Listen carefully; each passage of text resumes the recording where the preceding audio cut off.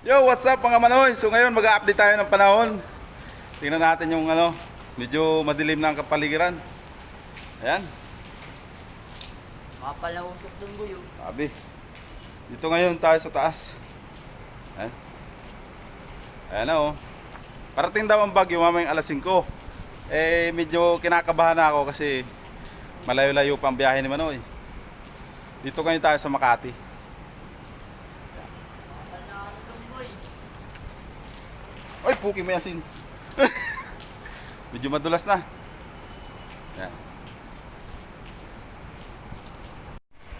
So ayan mga manoy, medyo madilim na ang panahon ngayon. Mapal na usok dun.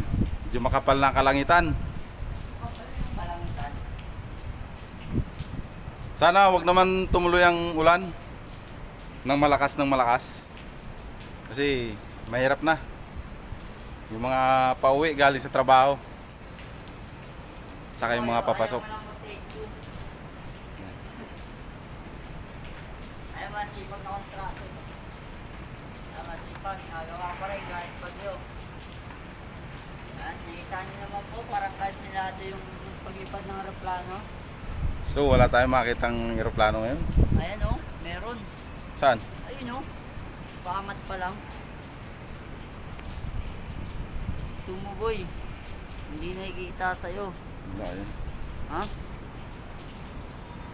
Medyo nanginginig yung kamay ni Manoy.